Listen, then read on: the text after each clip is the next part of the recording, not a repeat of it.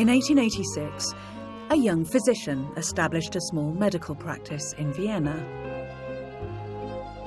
Patients would come to lie on this very couch, and as he listened, they'd share their innermost fears and anxieties.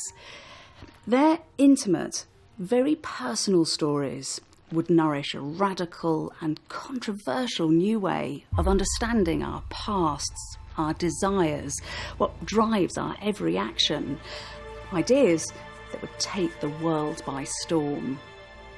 Because this couch belonged to Dr. Sigmund Freud.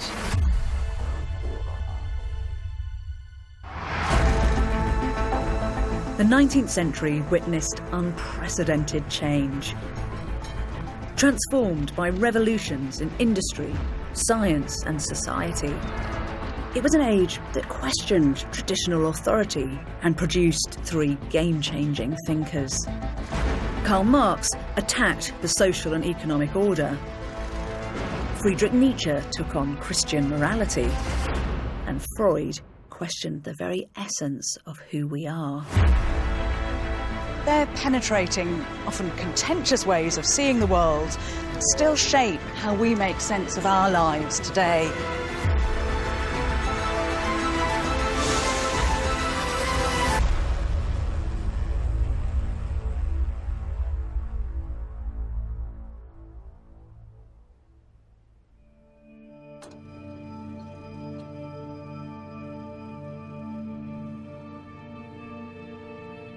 I started as a neurologist trying to bring relief to my neurotic patients. Sigmund Freud's ideas not only spearheaded a massive leap forward in how we treat illnesses of the mind, they also had a pivotal cultural impact. The freedom we take for granted today to talk openly about our deepest feelings, from sexual difference to inner demons. The slogans that power our consumer society stem in part from his ideas. From Freud, we get the notion of the unconscious mind as a reservoir of irrational, conflicting impulses. His ideas have become part of our vocabulary: penis envy, the pleasure principle, wish fulfillment, and of course, the Freudian slip. People did not believe in my facts and thought my theories unsavory. But Freud's always been controversial. For some, he's not a genius, but a charlatan obsessed with sex, whose speculative theories are impossible to prove, and whose methods are positively dangerous. Resistance was strong and unrelenting. Freud's ideas still provoke intense debate today, but what's not in doubt is that his innovative mapping of the human mind challenged taboos and conventions in ways that fundamentally changed our conception of self. In the end, I succeeded. My name? Sigmund Freud. To understand how Freud's ideas evolved and how they add up, it seems appropriate to adopt an approach that Freud himself pioneered, something that we now take for granted, to look for the keys for his motivation and character by exploring his childhood experiences.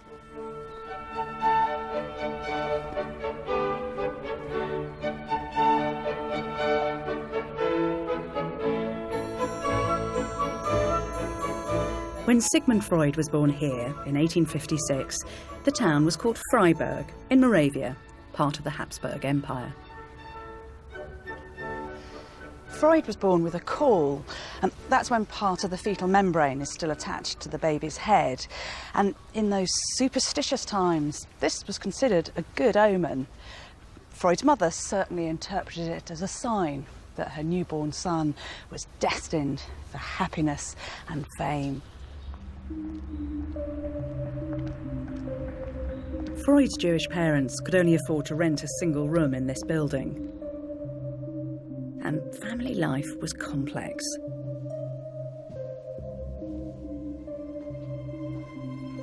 His mother was 20 years younger than his father, who'd been married before and had 2 adult sons.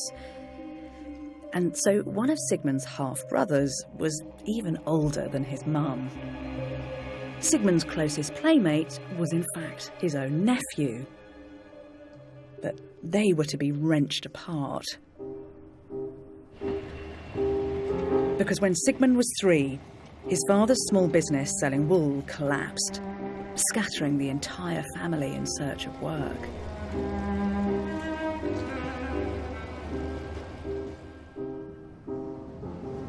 Life may have been imperfect, but where Freud's family ended up would prove to be a critical factor in the future success of the young boy.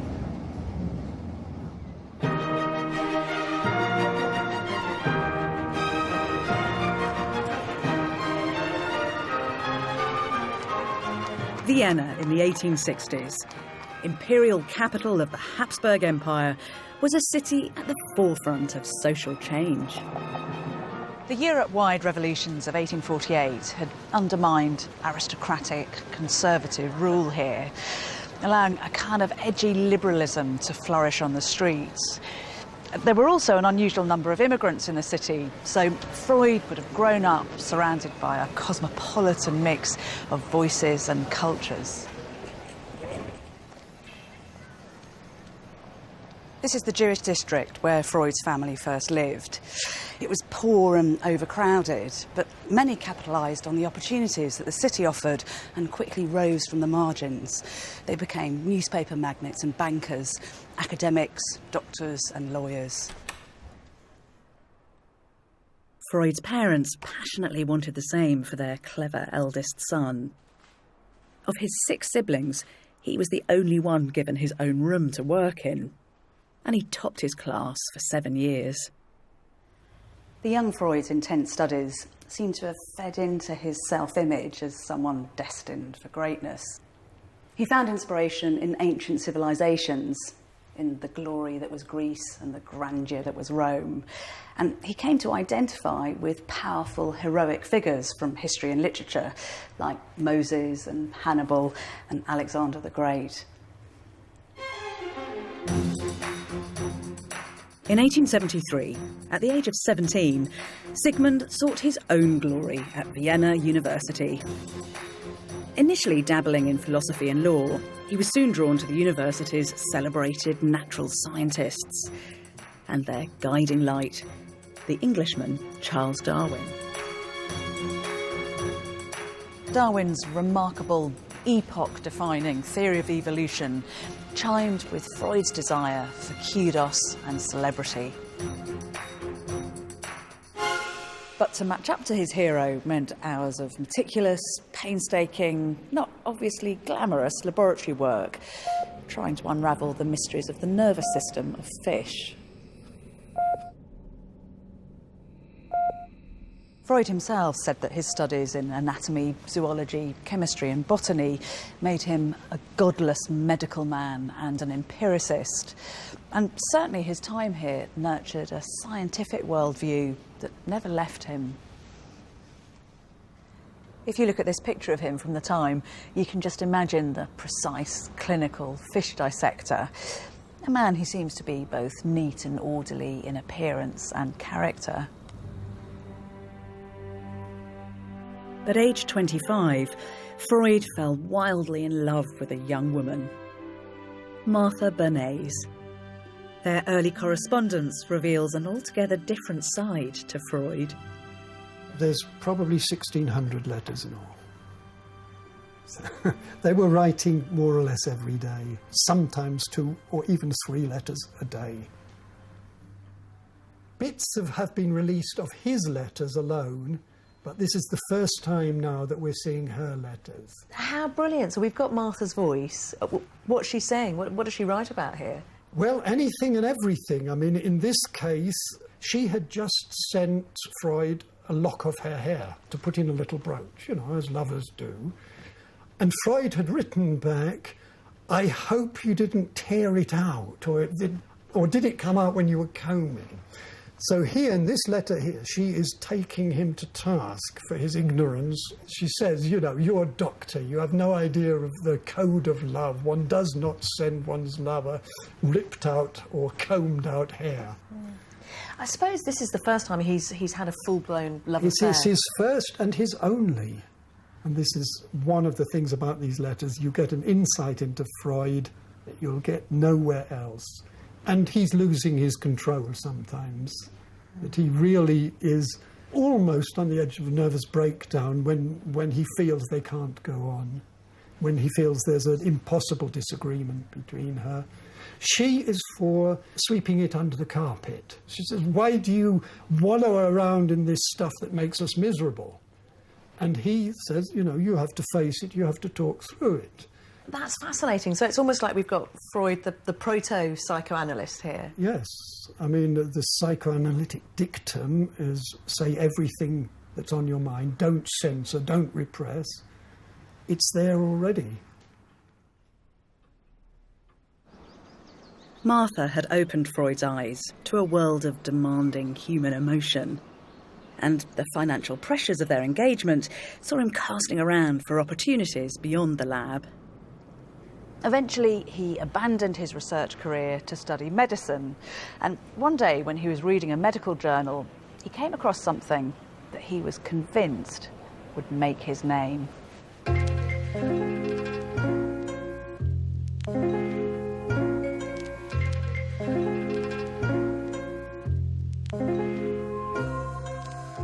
In 1884, he wrote to Martha about a magical drug, little known at the time, cocaine.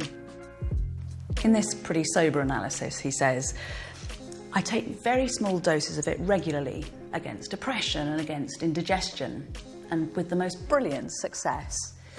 But then just listen to this when he's also writing to Martha, where he sounds suspiciously like he's under the influence. Woe to you, my princess, when I come.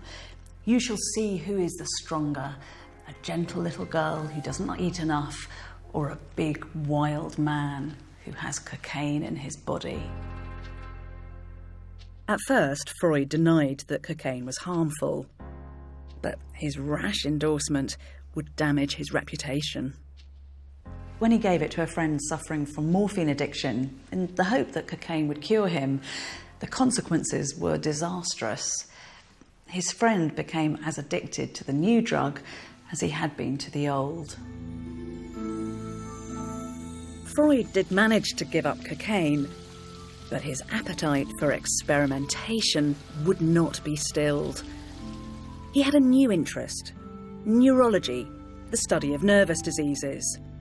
And he made a very canny move, travelling to the centre of this burgeoning science, an intellectual hotspot.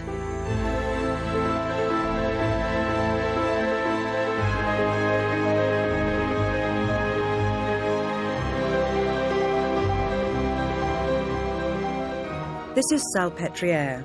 In Freud's day, a kind of medical poorhouse, a bleak dumping ground for some 5,000 women, many of whom were diagnosed as hysterical. Hysteria, from the Greek word for womb, was a mysterious condition that was thought to afflict women from the ancient world onwards. Really, it was just a catch-all diagnosis for all kinds of nervous symptoms, from fits and paralysis to anxiety and headaches. And for centuries, it was a dangerous tool in the hands of male doctors who were trigger-happy in diagnosing women as hysterical, to the point where they incarcerated perfectly sane individuals in hospitals and asylums.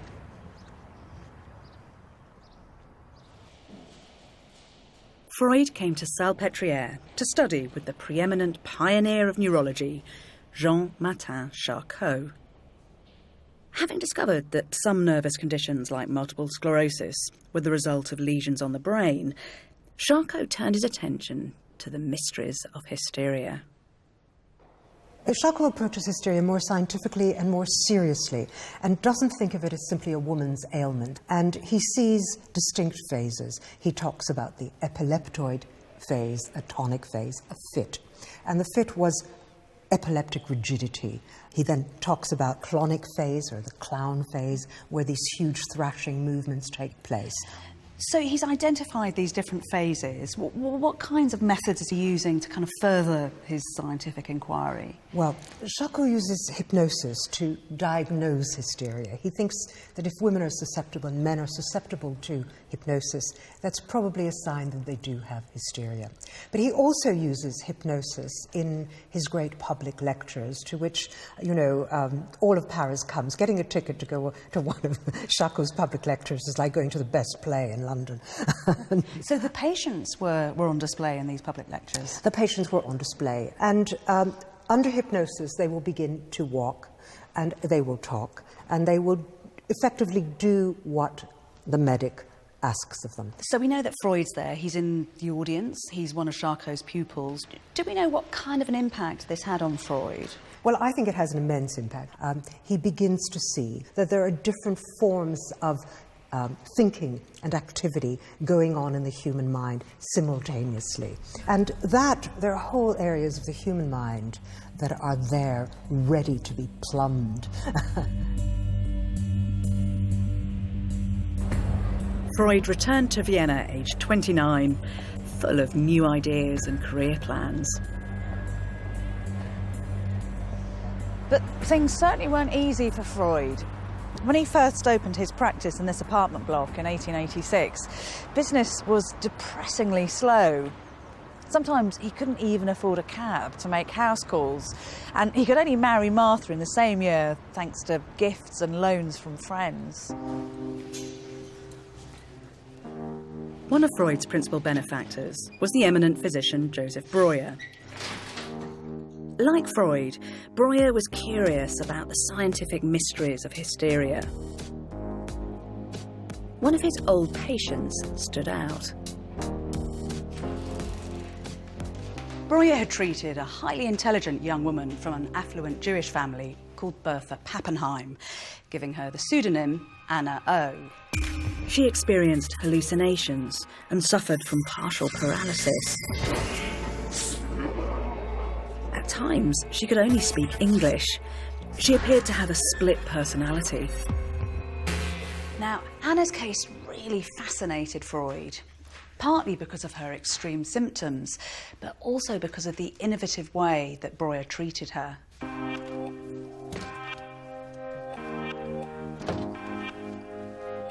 During Breuer's consultations, Anna fell into a state of hypnosis and revealed melancholic details of her personal history. The talking revived significant or painful memories of past events that had been forgotten or somehow blocked up and suppressed. Breuer found that he could trace Anna's numerous symptoms back to original traumas. When Anna showed an aversion to drinking water, Breuer linked it back to her seeing a dog being allowed to drink out of the glass of its owner. But once she expressed her submerged disgust, her hydrophobia vanished.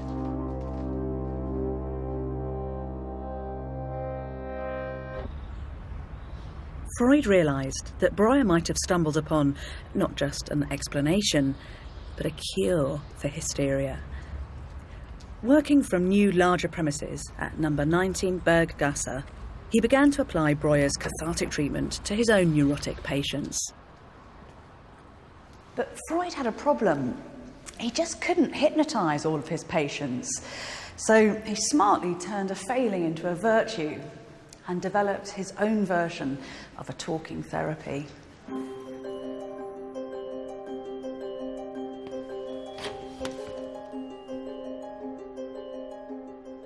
Freud asked his patients to lie on this couch while he sat here behind them out of sight. He encouraged them to say whatever came into their minds, almost as if they were talking to themselves. He proved to be an alert listener, systematically sifting through and probing his patients' memories. Interpreting their confessions rapidly, intuitively, he attempted to unlock what was being suppressed. Freud gave his new free association method a new name. He took the ancient Greek word for mind or life breath, psyche, and added to it a robust scientific term, analyse. Psychoanalysis was born. In 1895, Breuer and Freud published their findings in a landmark book, Studies on Hysteria. Freud was keen to find a single unifying reason for hysteria neurosis, to offer their theory a kind of breakthrough moment. And he started to see sex as a central issue. The more cautious Breuer disagreed, but another friend proved far more receptive, the physician Wilhelm Fliess. Sexual morality had long been framed by religion and by and large had been unremittingly repressive for centuries. But Fliess was one of a growing number of medical researchers who embarked on a scientific study of sexual identity and behaviour, unconstrained by orthodox moral judgments and what was generally considered to be perversion. Encouraged by the open-minded Fliess, Freud began to hone his ideas about hysteria and sexual issues.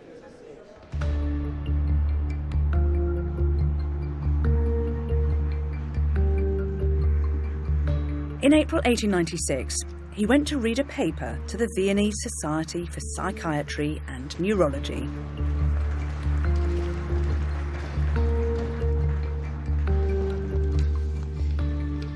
He described the job of treating patients with hysteria in epic terms, as if he were an explorer archaeologist sifting through the remains of an ancient ruined city, trying to find clues and evidence.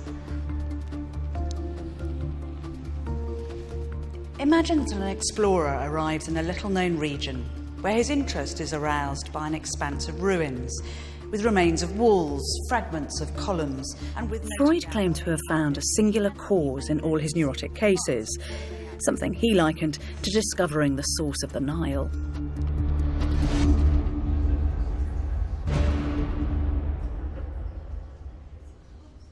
His daring theory, the seduction theory, was that all neuroses were the result of some kind of sexual abuse in childhood, typically by the father. But rather than the glory that he was expecting, the paper was met with bewilderment and scepticism. One eminent neurologist in the audience dismissed it as a scientific fairy tale.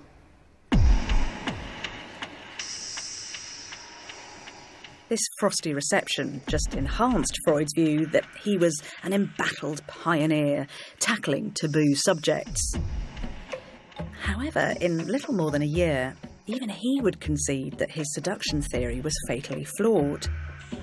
Hysteria was so widespread that to imagine so many men were paedophilic abusers was highly implausible. With hysteria afflicting Freud's own family, the idea that his father Jacob could also be guilty was the final straw.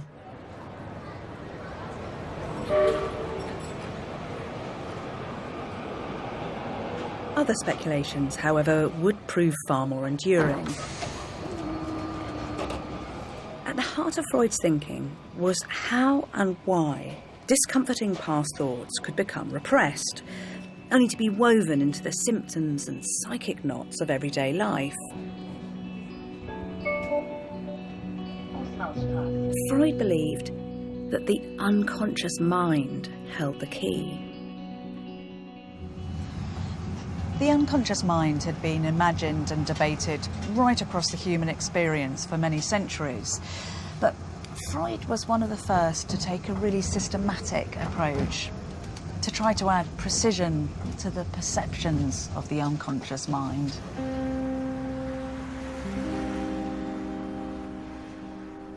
A painful personal tragedy would trigger his big breakthrough.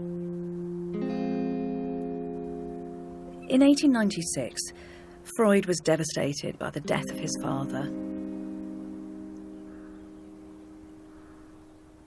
Freud wrote to Fliess, "My inner self, my whole past has been reawakened by this death. I now feel completely uprooted." But in fact, these complex, intense thoughts would have a catalysing effect on him.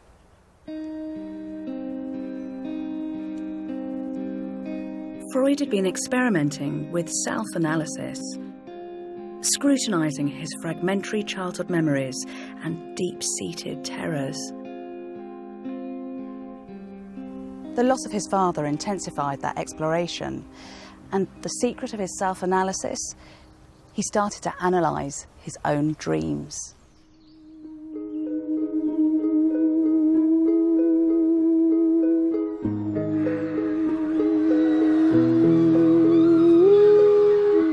Few saw dreams as having any scientific substance. But Freud chose to think differently. He looks at dreams as something that is multi-layered. There is a story that people remember when they wake up, but for Freud that story is only the surface of our dream. What lies underneath is what he calls the latent dream thoughts. But those latent thoughts become distorted, they become censored. Why does this censorship need to happen? Well, you see, these dream thoughts, they contain all the repressed wishes and thoughts and fantasies that consciousness considered to be disturbing and troubling.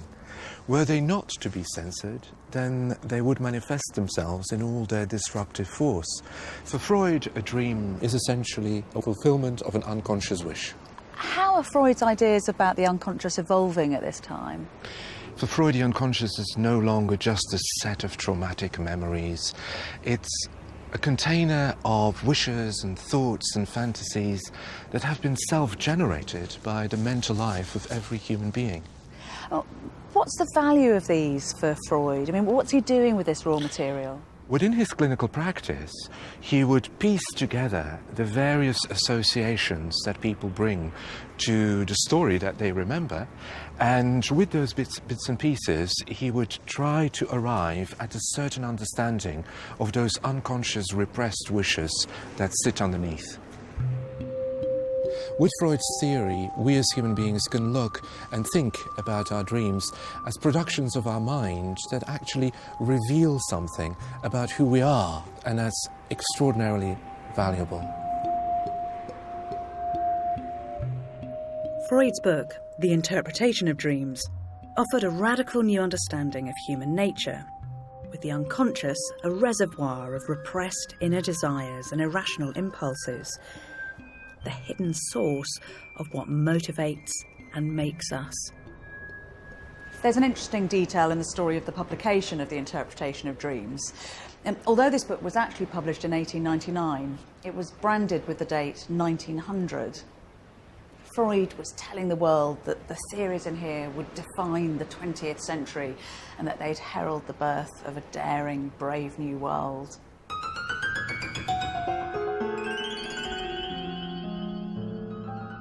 But this brave new world was riddled with anxiety. It was said that to be Viennese was to be a question mark. Liberalism had failed to deliver real power to the middle classes, who felt threatened by a rising urban population. In this climate, an appetite grew for new experimental art that explored beneath the rational surface of human existence. Freud's theories perfectly matched the zeitgeist.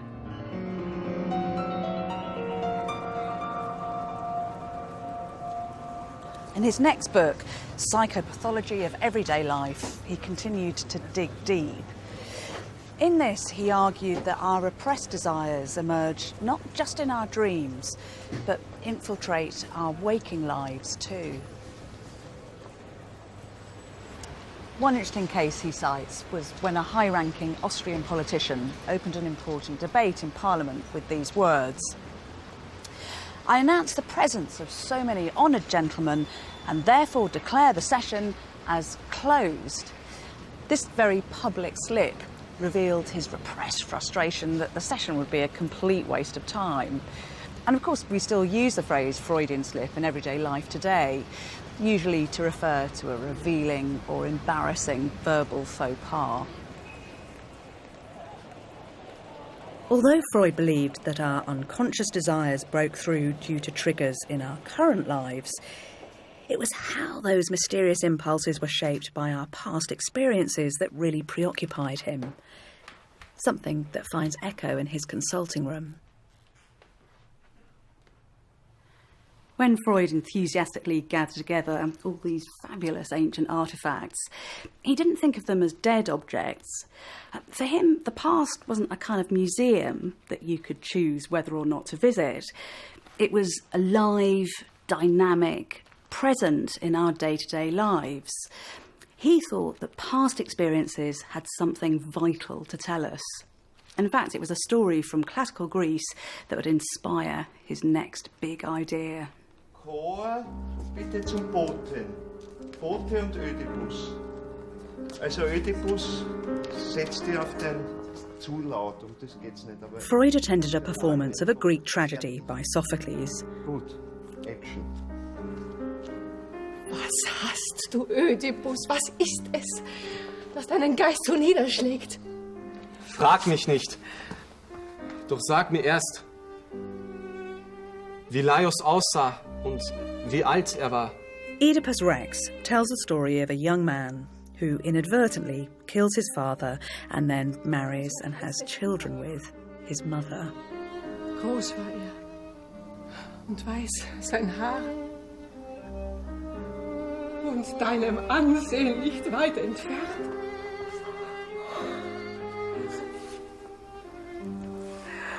When Oedipus discovers the terrible truth, he stabs out his own eyes.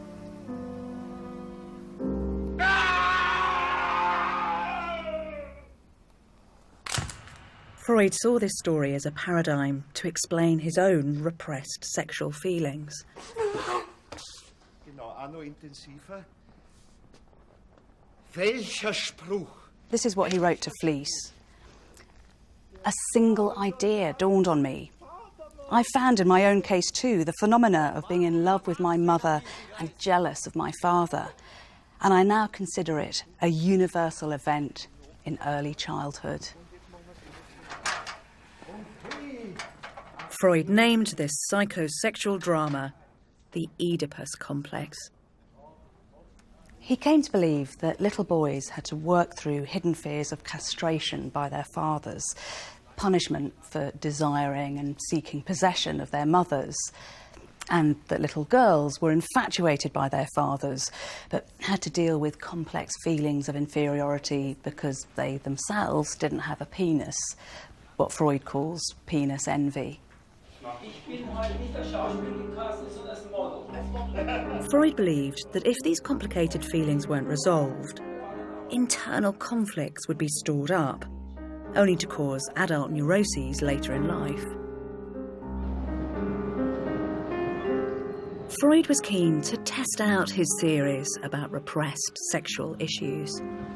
And in October 1900, the opportunity arose to do just that. A new patient walked into his office, a 17-year-old girl who he'd give the pseudonym Dora. She was his first and his most famous case study. Dora was exhibiting hysterical symptoms, a nervous cough and suicidal thoughts. One of the most shocking things in the story is that when she was 13 or 14, her father's best friend, Herr K., manipulated the situation to get her alone in his office and kissed her. Freud says, well, this was thoroughly hysterical, that she was disgusted by the kiss.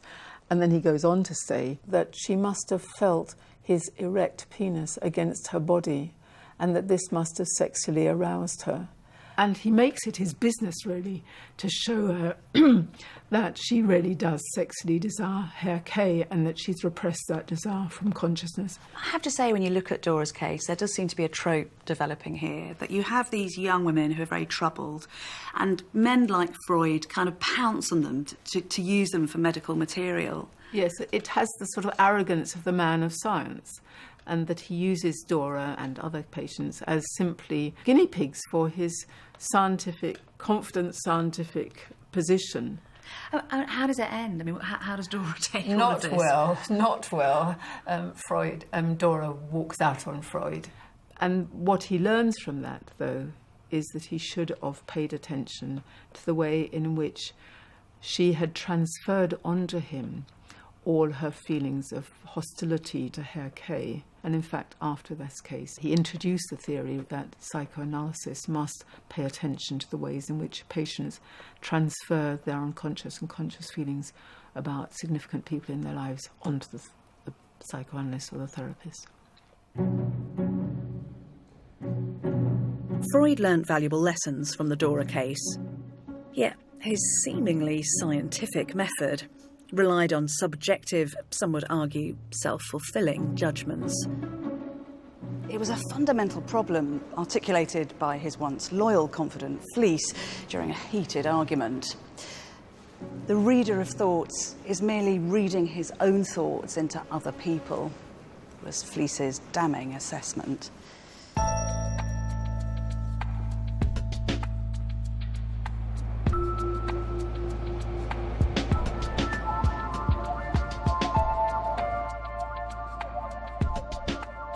In 1902, Freud sent out a written invitation to 4 Jewish doctors, inviting them to come and meet here in his apartments. What would come to be known as the Wednesday Psychological Society gathered every week in his waiting room, and their first topic was a subject very close to Freud's own heart: the psychological function of smoking.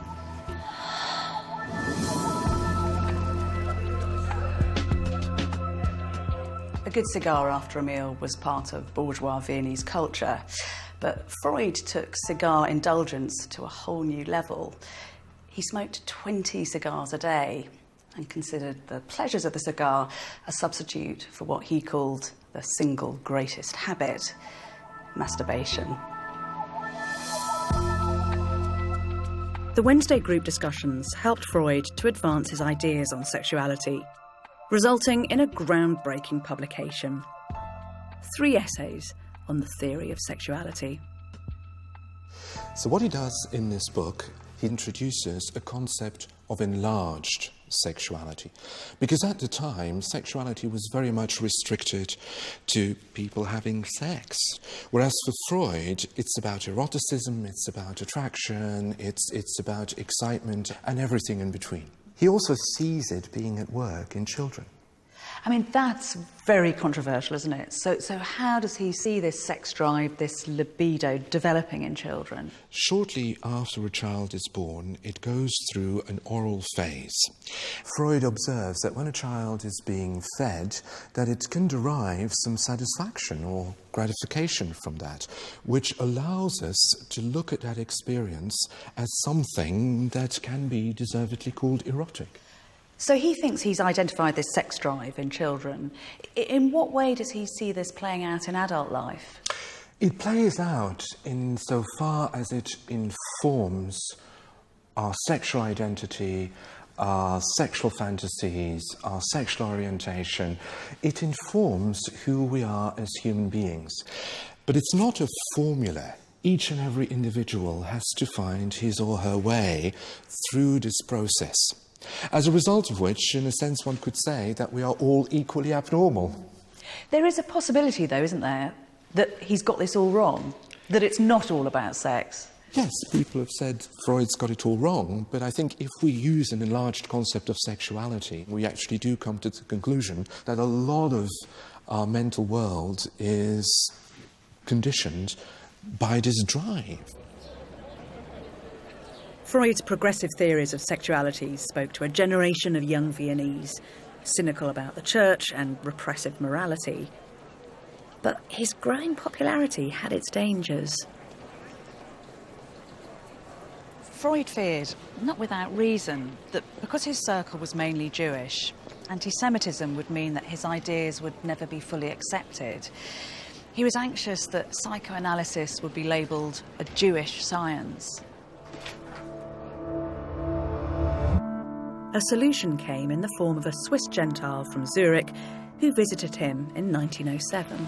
I was then a very young man still, and and he was the old man, so I settled down to learn something first. Carl Jung was one of the brightest young psychiatrists of the day. Freud bestowed rapturous praise on him, and in return, Jung came to revere Freud. Given Freud's antipathy to religion, it's rather ironic that his movement was beginning to look a bit like a religious cult, with psychosexuality its key doctrine, Freud its high priest, and Jung the evangelist who promote Freud's message. But the evangelist soon became a heretic. Jung reinterpreted one of Freud's key terms, libido, which Freud understood as sexual drive, to mean all mental energy. And he also took issue with what he saw as Freud's obsessive focus on the Oedipus complex. When he had thought something, then it was settled, while I was doubting all along the line. Their friendship ended acrimoniously, with Freud calling Jung crazy and out of his wits, while Jung's parting shot was no less provocative. Your technique of treating your pupils like patients is a blunder. In that way, you produce either slavish sons or impudent puppies. I am objective enough to see through your little trick. But whilst Freud faced dissent and a splintering of his movement, his name and his ideas were to reach global prominence due to a pivotal event.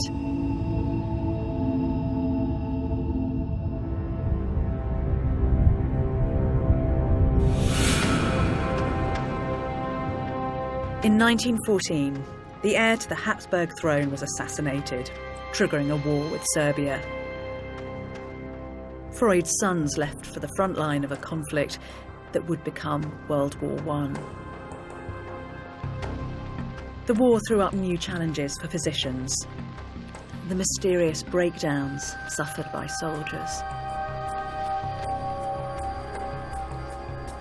Their disconnected speech and nightmares were diagnosed as symptoms of physical shocks to the brain, shell shock. But it quickly became apparent that soldiers who weren't operating on the front line, who weren't exposed to exploding shells, were also suffering. So the physiological explanations just didn't stand up. Often written off as cowardly or weak, many of these soldiers were forced back into action within a few days. But Freud started a debate which would lead to today's widely accepted condition of post-traumatic stress disorder. Freud believed that war neurosis was a psychological rather than a physical problem. He thought that shell shock must be an emotional trauma triggered by the horrors of conflict. And by the end of the war, others were starting to believe him. World War I was a breakthrough moment for the psychoanalytical movement. But for Freud personally, it cast a long shadow. Post-war inflation wiped out most of his savings, undermining his comfortable life in Vienna.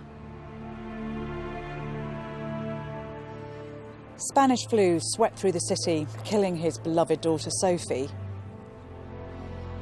And even though all his sons returned, they were scarred by the experience.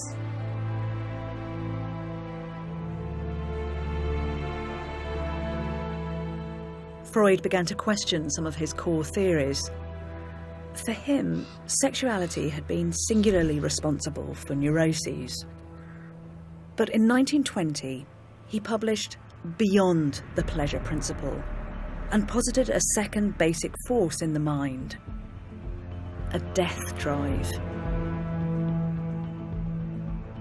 Before, he'd seen aggression as a sadistic aspect of the sexual instinct, the urge for mastery, the drive to dominate the sexual object.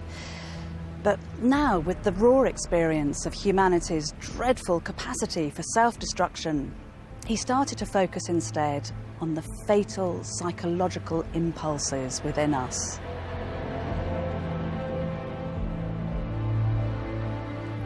Freud wanted us to face up to inward as well as outward aggression.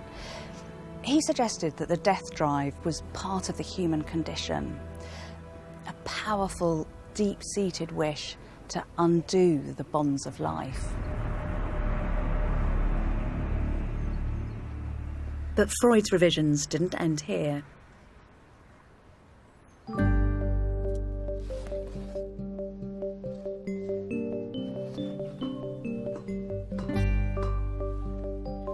Freud proposed that the mind was made up of three elements. There was the id, an entirely unconscious part, the cauldron of our passions, where our death drive and our urge for sex could be found. Then there was what he called the superego, an internal conscience which could impose impossible ideals and inflict merciless criticism. The superego was a kind of strict moral guardian, in conflict with the pleasure and death-seeking urges of the id. Navigating between the warring mind and external reality was what Freud called the ego. Freud thought that psychoanalysis could help to strengthen the ego. Although he never imagined that we'd be free of these internal conflicts, the best we can do is simply to live with them.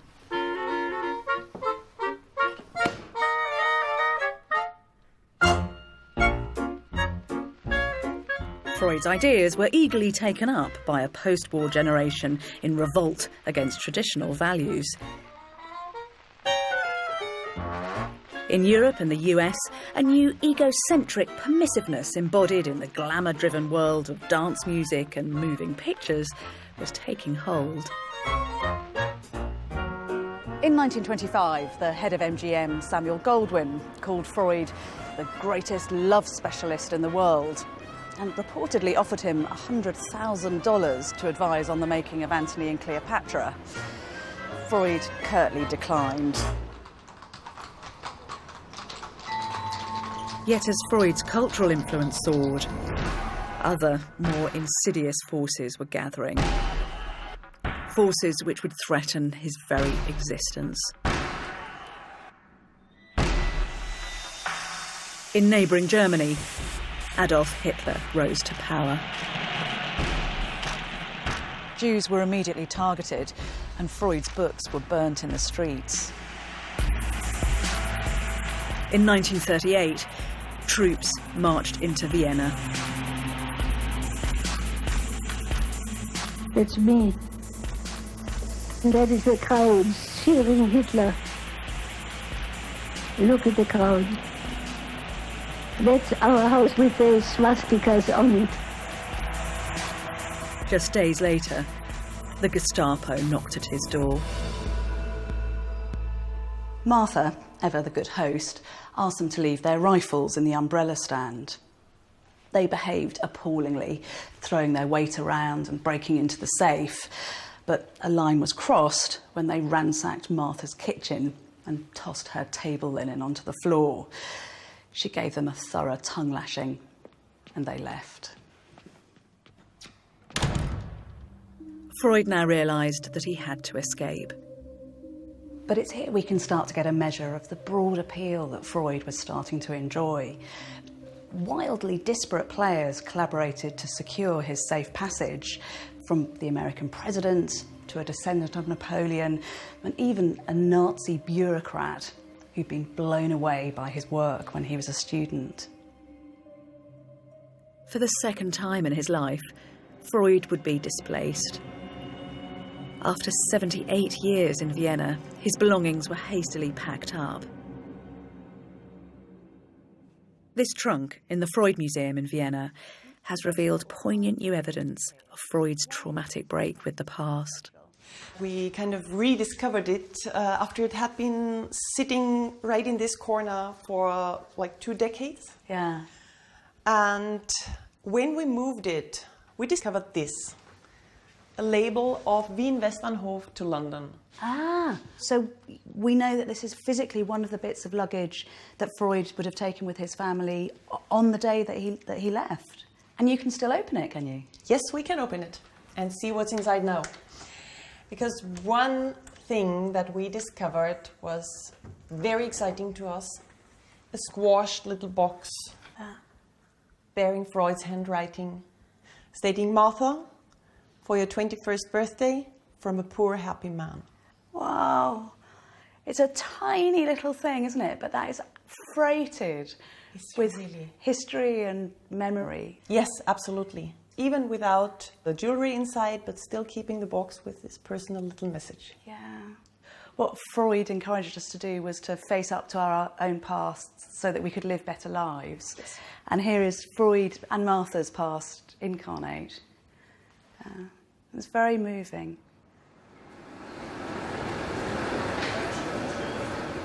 Im Alter von 82 Jahren verließ ich infolge der deutschen Invasion mein Heim in Wien und kam nach England, wo ich mein Leben in Freiheit zu enden hoffe.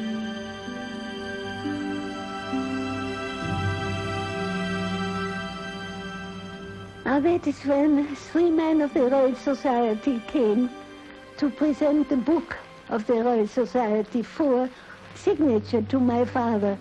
And I think on that same picture is the signature of Darwin.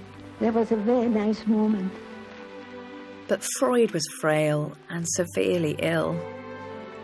We had this couch put up for my father to rest. That's in his last year already.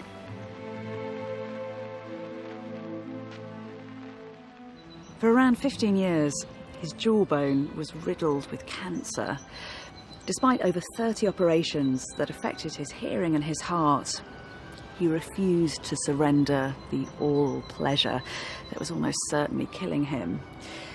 When his mouth was too painful to open, he'd wedge it with a clothes peg, just wide enough so he could smoke a cigar. He set up his study, just as it had been arranged in Vienna, and continued to see patients. When Freud sensed that death was near, he asked for his bed to be brought down here so he could be close to his desk, his books, and his beloved collection of ancient artefacts. In September 1939, Freud arranged to be given a fatal dose of morphine.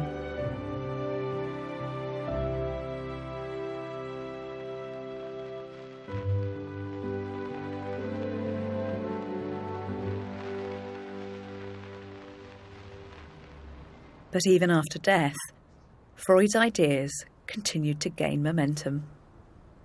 One of the impetuses that Freud gave to the 20th century was giving people permission to be different from other people, to recognize that there is very little that is abnormal because the abnormal is so normal. And perhaps most important of all, really making it possible to talk about sex. That really, I think, helped hugely.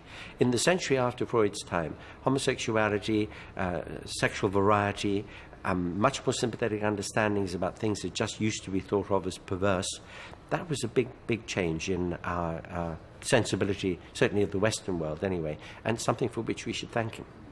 There is an issue, though, isn't there? Because some of his ideas, I mean, it's not just pop science, it's positively bad science. It may even not be science at all, really, because the empirical basis for Freud's work is incredibly slender. I mean, he self-analysed, he analysed his wife and daughter and a few neurotic Viennese ladies. And this is a very poor starting point for any real theory. He looked a lot at the unconscious. How far does that stand up against what we now know from science, from neuroscience, for example?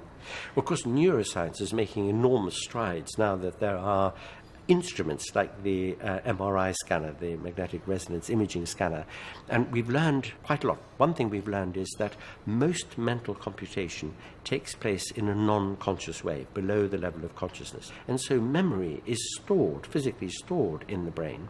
And this must mean that many of the layers of as it were, psychic deposits of all our lives are in there and could be recovered. And so it is not a million miles away from what Freud was groping for. He had the kind of strength to imagine what we're now understanding to be true. That's exactly right. He was an imaginative genius, a wonderful storyteller. And, you know, even if you do a destructive job, which is you tear down a conventional fabric of ideas, that gives us an opportunity to see things differently. And I think he had enough wonderful insight to have struck the bell just very occasionally in ways that make us think this is an interesting aspect, an interesting perspective on human experience. While theories like the Oedipus complex and death drive have been widely questioned, there's no doubting Freud's huge cultural influence. His ideas have become so embedded, they're buried so deep within our day-to-day experiences that we take them for granted. So when advertisers scrutinise consumers to create brands that appeal to our irrational desires, they are drawing on Freud's psychoanalytical techniques. It's one of the reasons that products are packaged in ways that promise youthful freedom, prestige, and of course, sex appeal. And Freud's influence is also there in how we make sense of who we are, the importance that we place on childhood experiences, our openness to talk about the emotional complexity of our lives. Some people even see his focus on looking inwards as promoting our narcissistic, individualistic culture, making us self-absorbed, self-obsessed.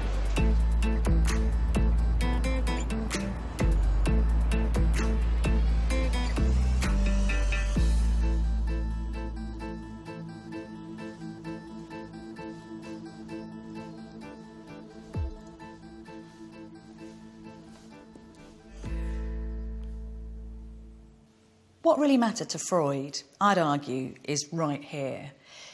His ashes are still in this ancient urn, one of his favourites, which celebrates the Greek god Dionysus, the god of wild, irrational impulses. So here in his final resting place, you have sex and lust and death and mania and the power of the past all mixed up together. For a man who told the world he was a scientist, this is a madly, wonderfully romantic last gesture. And a reminder too, perhaps, that Freud believed no matter how deeply we interrogate ourselves, there is an irrational part of our mind destined to stay in the dark. It's true that many of Freud's theories have been dismissed as wildly speculative, criticised for being unscientific.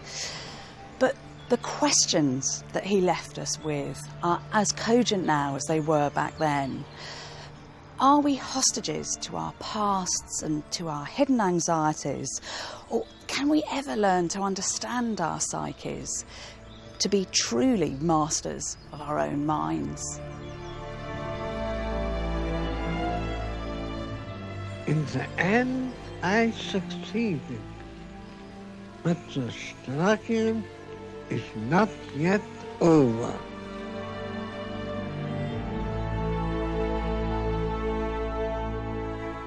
If the mind of Freud has made you think, then why not explore further with the Open University to discover how other great minds have shaped our world today? Go to the address on the bottom of the screen and follow the links to the Open University.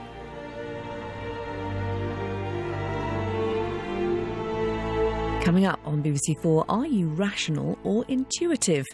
Freud would have plenty to say on this. Horizon discovers how we really make decisions. Next.